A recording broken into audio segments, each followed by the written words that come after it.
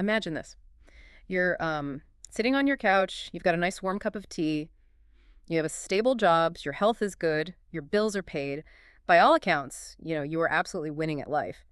But instead of feeling joyful, there's just this dull, empty space in your chest. Yeah, and then the guilt sets in. Right. Suddenly you're drowning in guilt, wondering why sitting peacefully feels like a trap. So, welcome to this custom deep dive into the silent numbness. We're going to unpack the research and clinical psychology notes you shared on the biology of hypervigilance to find out how to, well, flip the switch back to joy.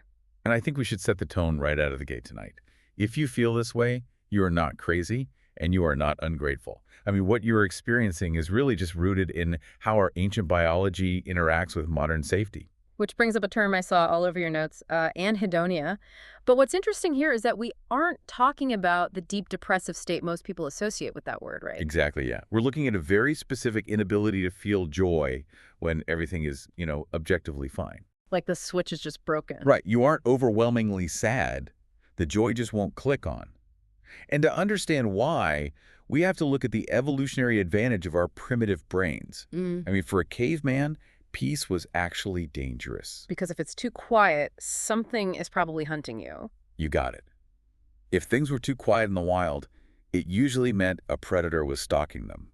Our brains are hardwired for crisis solving because paranoia is what kept our ancestors alive. So our brain is basically a glitchy home security system. Like, it sounds the alarm specifically because there are no burglars to fight. It's just sitting there going, oh, it's way too quiet in here. Something's about to attack. Trigger the sirens. That is exactly it. And because your brain is frantically searching for phantom threats, peace triggers this intense biological paranoia. This hypervigilance trap is why high achievers get stuck feeling constantly on edge when things are finally going well. Oh, wow. Yeah, which perfectly explains that feeling of waiting for the other shoe to drop. Oh, absolutely. It's not just pessimism, right? It's this deeply ingrained belief that allowing yourself to experience true happiness is basically letting your guard down, and the universe will punish you for it. Yeah, and it's entirely physiological. That constant anticipation keeps your nervous system hovering in a mild state of fight or flight. Which is exhausting. It is. When your body believes a threat is imminent, it shuts down non-essential functions.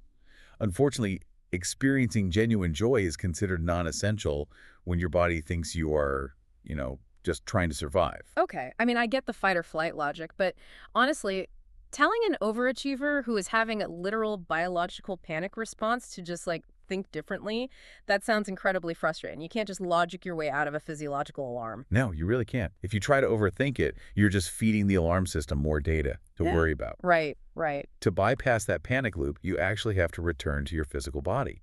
The clinical notes focus heavily on grounding as the antidote. Grounding. Usually when people hear grounding, they think of walking barefoot in the grass. But how does that actually stop a nervous system response? Well, it's really about sensory interruption.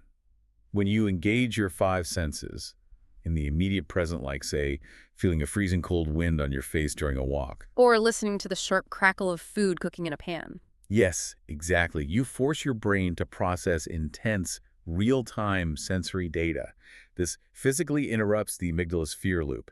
It reroutes your brain's processing power away from imagined future threats and forces it to deal with immediate physical reality. Oh, I love that. So it forces you to stop taking things for granted, like assuming your peaceful life will just be there in the background while you mentally fast forward to the next crisis. It shifts you from surviving to simply being. Yes, by proving to your nervous system with hard physical evidence that you are safe in this exact second. It's beautifully simple. It doesn't ask you to philosophize about the nature of happiness. It just demands you feel reality. So let's establish this once and for all. Peace is not a warning sign. So as you sit back on that couch tonight, feeling the actual physical warmth of the mug in your hands, we want to leave you with this to ponder. If our primitive biology is wired to view peace as a lack of necessary crisis, what would happen if we consciously trained our bodies to view those quiet moments not as a threat, but as the ultimate survival victory?